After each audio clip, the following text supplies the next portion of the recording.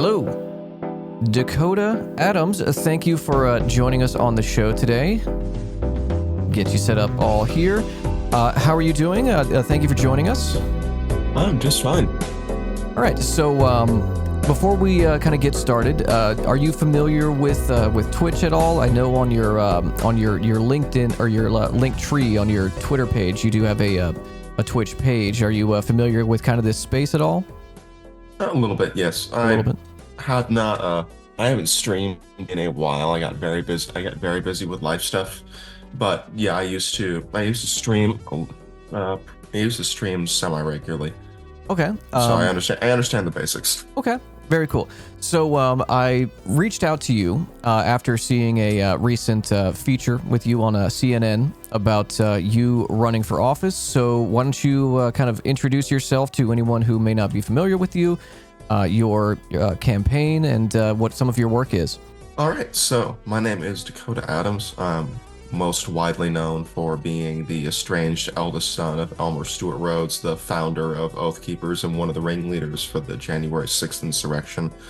I was born Dakota Stewart Rhodes, which means that there is nobody to get the traditional family cuckoo clock now that I went and got it changed at the Libby Courthouse. What is going on with me this year is that I got very tired of the ballot being almost totally blank down one side up to the level of national elections, which is demoralizing and depressing, and decided that since I am yelling at everybody else to run for something to affect some kind of change and try to launch effectively a takeover by normal, sane people of the political system from the ground up, I have to walk the walk. Otherwise, I'm just a guy yelling at other people on Twitter to please save me.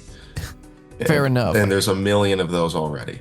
That's why I'm running as a progressive Democrat in a county that votes traditionally 75% Republican and hasn't gone for a Democrat since Dukakis. I mean, fair enough. I think many people within at least this community, and I would say even the broader public, would agree that there is a certain loss of sanity within mainstream American politics. What district are you running in? And could you kind of give us, in broad strokes, kind of what your campaign platform is? So my district is House District 1, which stretches from the county line here between Flathead and Lincoln counties to the Canadian border, and then from the Ten Lakes Wilderness area to just outside of Libby, Montana. Unfortunately, most widely known for the asbestos and less widely known for any of the good things about it.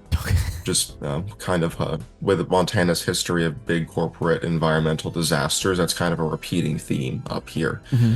My main campaign planks are to reverse and undo the disastrous property tax policy of this last legislative session with the Republican supermajority and trifecta in power that effectively shifted the tax burden entirely onto ordinary citizens and is put many Montanans in danger of losing their homes just because of an unjustified and grotesque increase in property tax weight to further the real estate speculator bubble monster and to keep trying to lure more billionaires on mayoral estates out here, which seems to me to be a pretty bad investment at the expense of pushing out every blue-collar homeowner. To tighten it back down, the remaining two platform planks for me are to defend the inalienable rights of all Montanans, and in particular, this means standing up for all rights, from standing up for the gay community against how to put it politely, unjustified performative virtue signaling attacks by the state government to cover for their own incompetence and malice, and it means standing up for every other part of the Constitution, including the Second Amendment, and finally to build a future for working people in the last best place, which is going to be a focus on affordable housing, on making sure that elderly people have a stable future in this state and are not forced out by simple lack of medical care for want of nurses and medical professionals being able to afford to live here, but also that means building the foundations for a state economy that will not explode and vanish in a puff of smoke whenever there's a real estate speculator market crash or whenever the Canadian exchange rate is unfavorable and wrecks the tourism, so that we don't have a state economy and the livelihoods of people dependent completely on the unpredictable tides of the hospitality industry and on housing bubbles. And it means protecting Montana businesses from predatory corporate interests to make sure that shareholder capitalism doesn't ruin what we have. So I love everything that you're talking about, and I think that you and I might share kind of a similar perspective. I'm in Louisiana. I'm right inside of Cancer Alley. You talked about the asbestos crisis in your state, and in particular that area. A lot of erosions of historic labor rights for a lot of typically blue collar manufacturing jobs. But also it is a heavily Republican area, which again I share as well. With this perspective and your experiences that you've came from, why do you, and this, you can give however honest of an answer you want, okay? This is Twitch, we're very welcome space. You don't have to feel so, how do you feel that— My honesty is always at 100%. The only moderation of myself that I do is if I'm not allowed to swear on public radio. Okay, well, hey, say public radio, feel free. Mm-hmm. But how do you feel from at least the experiences that you've had, that the kind of contradictions that many people engage in of coming from a blue collar background but voting for, whether it's Democrat or Republican, but in particularly red areas like the ones that you and I come from, where they vote for Republicans who are so openly anti-worker, they're anti, blue-collar working-class people. They institute, again, predatory pro-corporate practices and legislation. Where do you think that comes from, and at least from your area, the people that you know? Well, we have a state that, by all rights, should be pretty deep purple, especially considering, if you look at a map, there are several cases where Montana is a lone island in a sea of surrounding states that have been swept up by this new neoconservative or proto-fascist fervor. And we have a very strong state constitution that was written after effectively control was seized back from private robber barons in the 1970s. Mm-hmm. And it has very strong environmental protections and protections against money in politics, weakened as they are by the Citizens United decision, that have been a bulwark against our state government being swept away by short-sighted craziness and greed the way many others have. But fundamentally, what we've got is the work of decades of propaganda in nonstop drumbeat blame shifting, where the mainstream Republican Party has now wholeheartedly embraced conspiracy theory. And the mainstream Republican voter who is willing to vote Republican down the ballot believes in a fundamentally different version of reality from people who are not habitual down ballot Republican voters.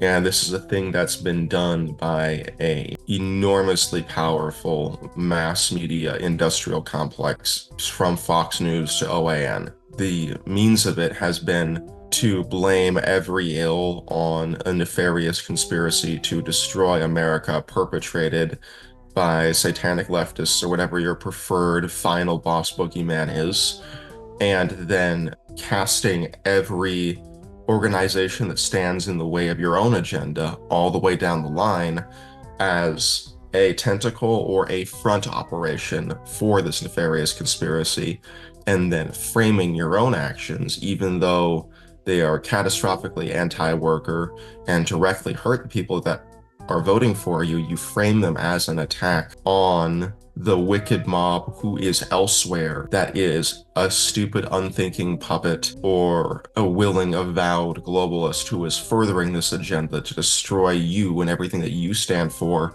because all of these people that are against me hate you. And they're coming after me because I stand in the way of destroying you and destroying all that's good in America. As a side effect of people's belief in truth being steadily destroyed and belief in institutions. And also because eventually, if you keep saying our final victory against the enemy that is both too strong and too weak is nigh for 30 goddamn years in a row, people are going to be wondering why it hasn't happened yet. And also, people are not stupid and can see that a big part of it is unchecked corporate power, even if because of the mass media messaging they do, they say shit like Marxist corporation that doesn't make any sense, but Right. then go on to accurately describe the situation and then blame the wrong party for being the go-to day in, day out, 9 to 5 working stooge for those corporations. That is how you get a bunch of people who voted for Trump because he was the person they perceived to be the outsider to the power structures, to the institutions that have been running the country into the ground, but would have preferred Bernie Sanders for the exact same reason. Yeah, the internet went out just a bit. Hey, Which is rural pretty common out broadband here. initiatives. That's what I'm saying. You know, fiber across America. We can add that to our we've already- campaign list. Yeah, we've already paid for it twice now and not gotten it. Really?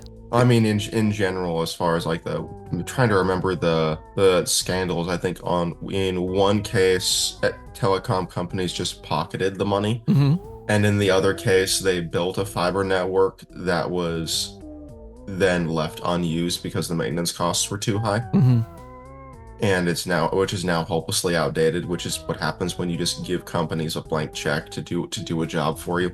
But no, we were Typical. leaving off on talking about the Republican hold, even though it seems to be against people's best interest. And that's what it comes down to, is the party has to present itself as if this is especially why they have such a hate on for the administrative state and for bureaucrats who punch in as a career and are unelected.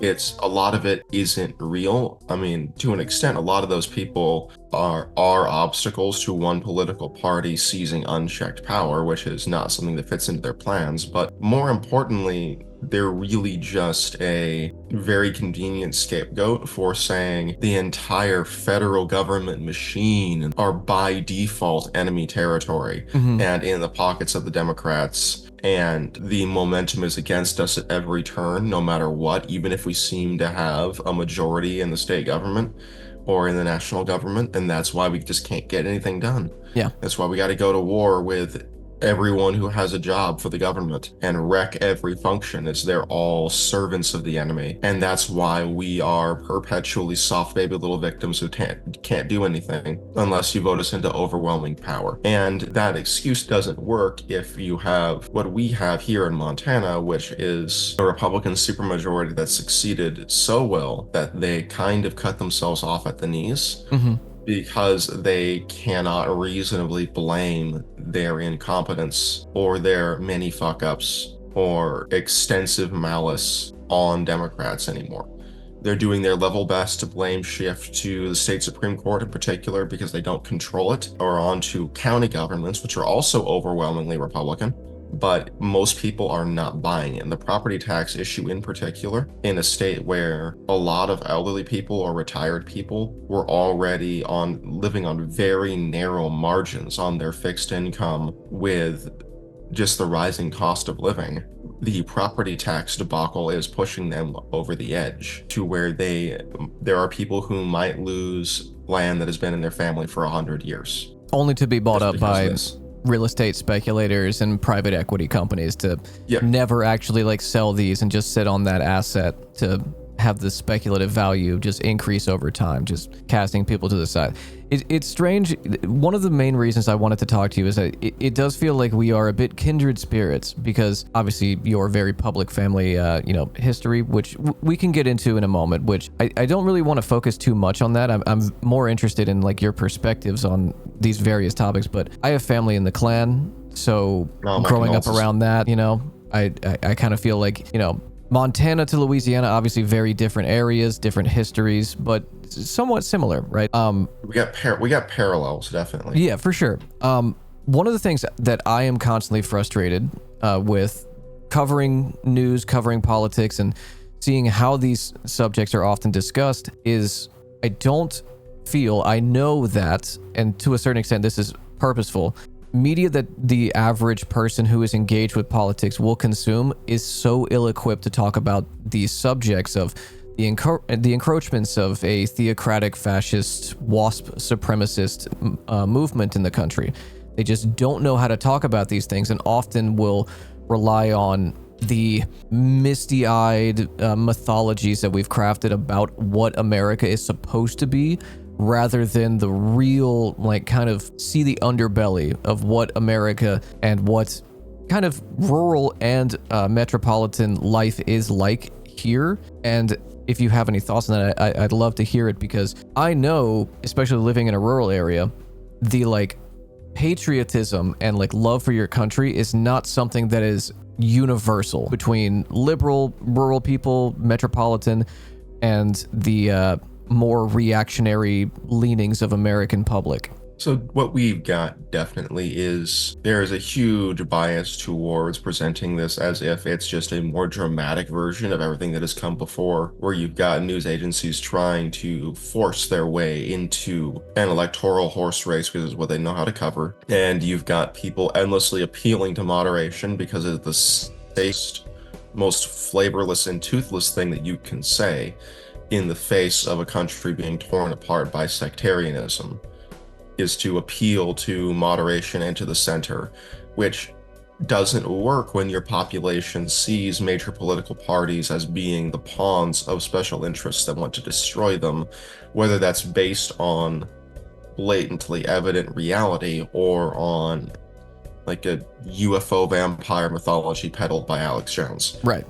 And fundamentally, where the media, the messaging of mainstream media has gone terribly wrong is just like a lot of major party messaging, except in the case of the Republican Party, which has increasingly abandoned this because they realize it's untenable and embrace the crazy, which is that defending the status quo is no longer acceptable, because the way things are and the default and just the smooth, even keel keeping of the boat on the course, that's no longer going to work, because the status quo is terrible and we are on a swift decline as long as all of our problems continue to go unchecked and we just stay the course.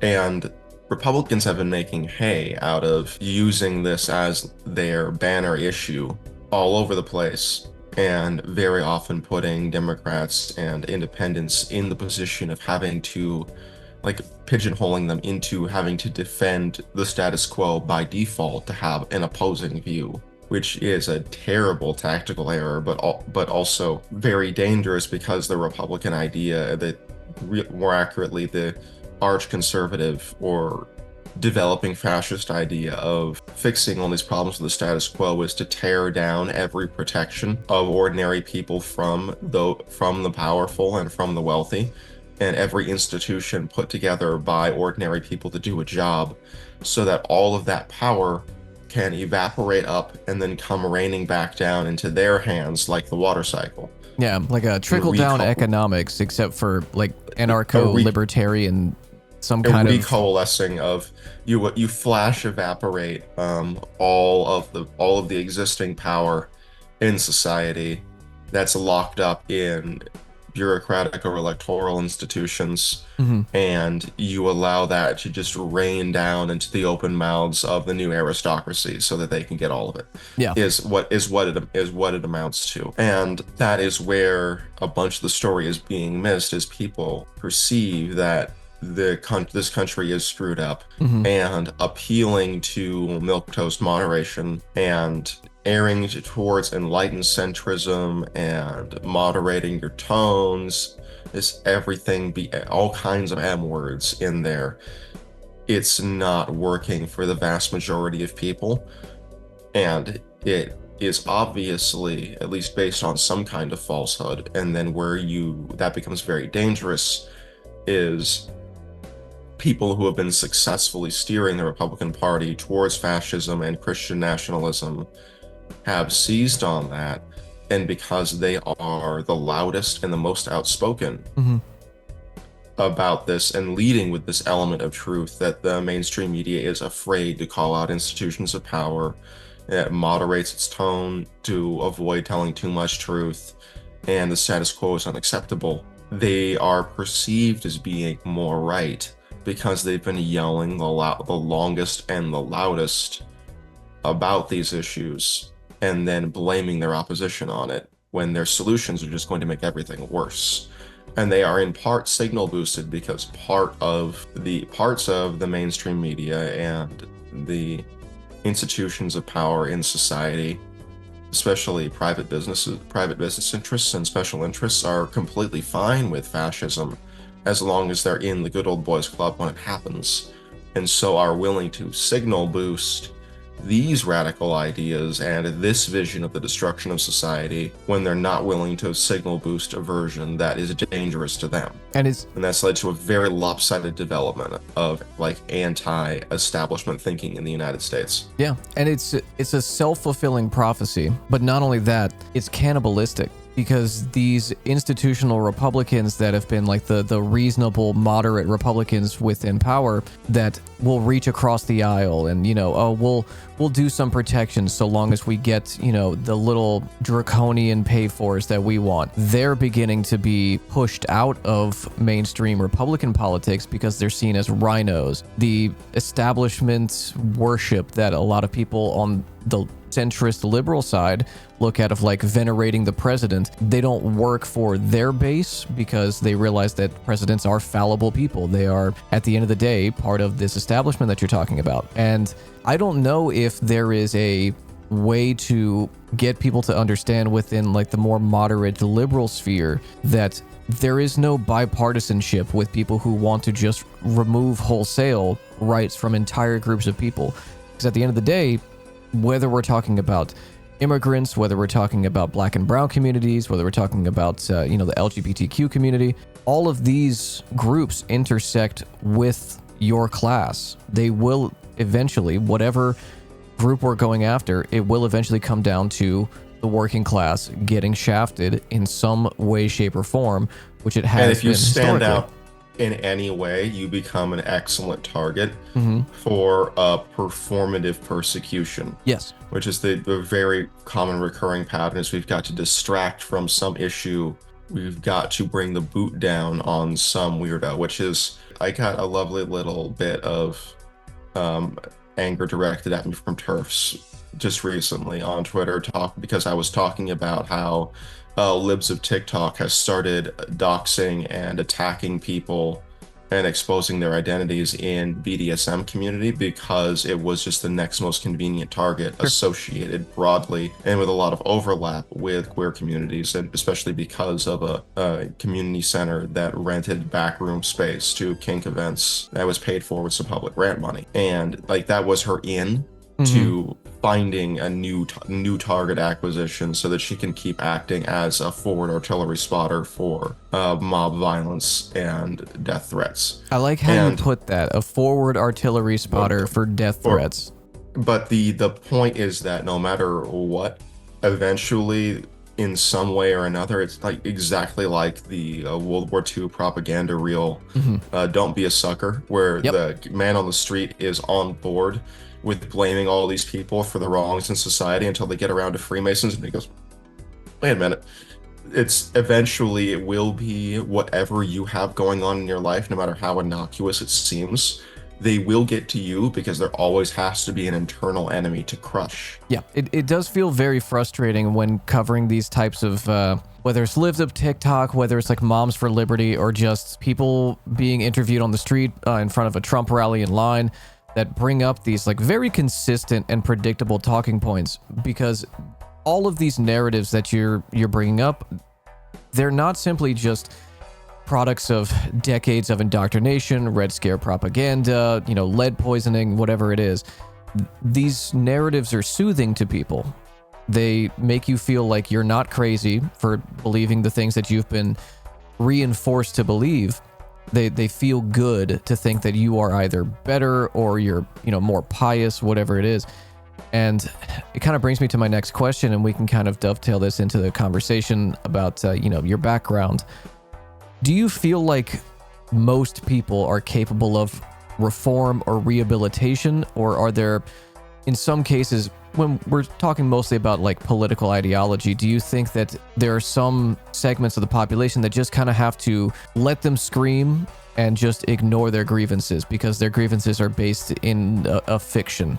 I mean, there's been consistent scientific research that people being cut off from Fox News immediately begin to drift more moderate in their political views when they're no longer being exposed to nonstop hateful propaganda. And then also, fascist projection is always a confession everywhere down the line. Every single thing that Christian nationalists or crypto-fascists accuse their enemy of, they are doing. And if you can get people to, there is an opportunity there to get people to see that, which has to be done very carefully, because when people are presented with contradictory information, if they feel like it's an attack in particular, they'll shut it down and double down on their beliefs, something I'm very familiar with because I did that a lot growing up. And what it was for me was, I talked about it a little bit before, but one of the first major breaking points with like the Trump administration that led to breaking with more conservative ideology was how closely I'd been following the story of the Syrian Kurds and our betrayal of them in 2017, when we effectively like pre-packaged Syrian Kurdistan for Turkey to carve up because Trump was very impressed with a 1-hour phone call with the dictator. Right.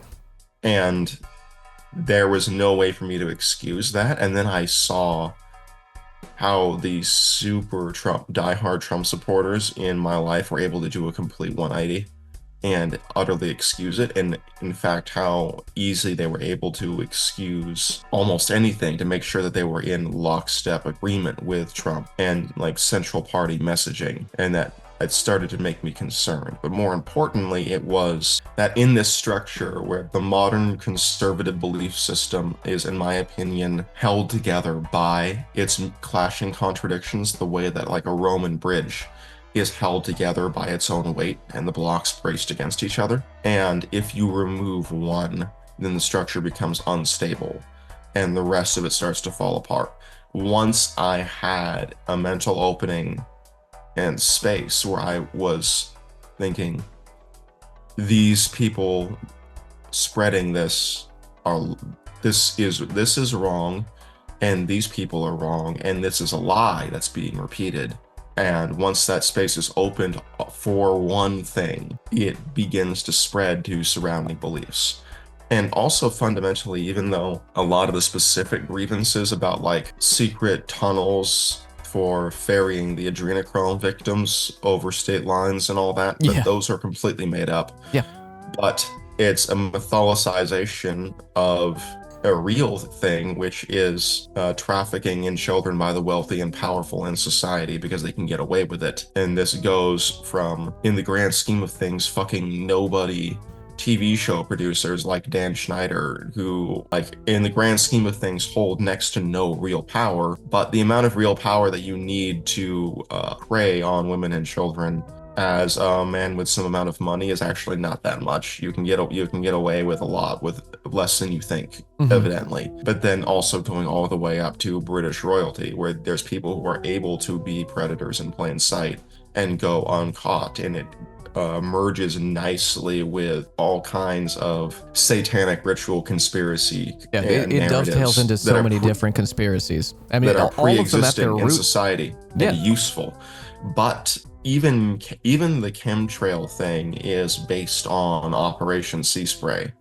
Like, every conspiracy theory grievance has a root in reality.